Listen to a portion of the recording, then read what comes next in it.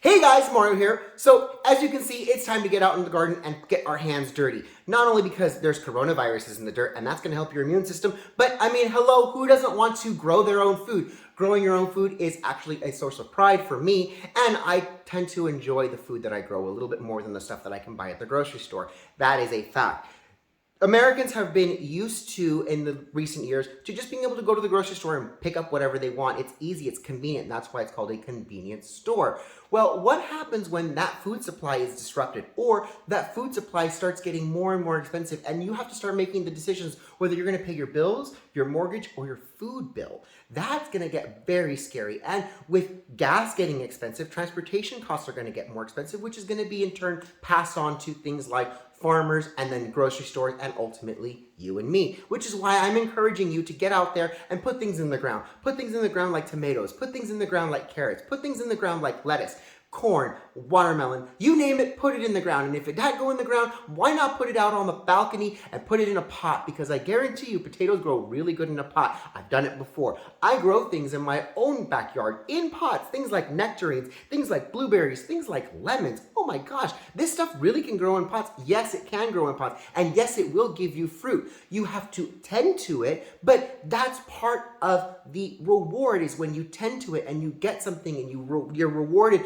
with this fruit that you have actually grown and nurtured yourself to maturity. That is amazing. Americans have traditionally used their front lawn as a status symbol. People don't realize that being able to have a field full of nothing shows that you're rich. You don't need to use your ground to grow food. I mean, because that's what peasants do. Americans have traditionally had nothing but lawns in their front yard. And even some jurisdictions and some municipalities prevent you from growing actual food in your front lawn. So why not grow it in your backyard? Lots of Americans grew victory gardens after World War II. And here in California, we're seeing costs of food getting extremely expensive. Farmers in California are fighting for water rights. They are fighting the state because the state is saying, hey, you know what?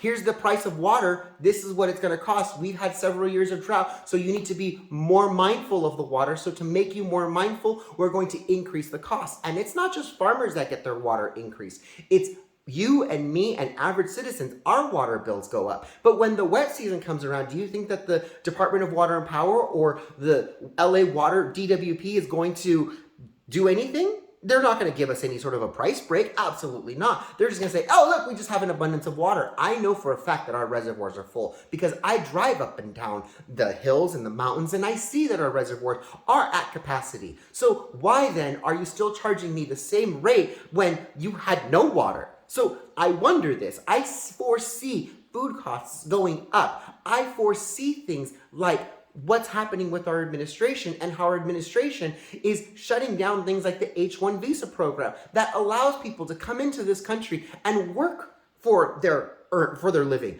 They work in the fields and they pick crops for $16 an hour. You get $16 an hour just being a chucker at Walmart. I mean, that's a lot of money. And then they get housing and then they get transportation. Heck, they get to be in America. They get to work for $16 an hour, which is the same price we would pay you for flipping burgers at McDonald's. And then we also house you and give you transportation back and forth to the field for free. I mean, heck, what more do you want? That's a win-win situation. But hey, thanks Joe Biden for shutting down that program. Thanks Joe Biden for making it difficult for the guy who mows my lawn to try and become a citizen, because he was in the processes of becoming a citizen. And when you shut down that H-1 program that affected all these farmers, you also affected my guy who mows my lawn.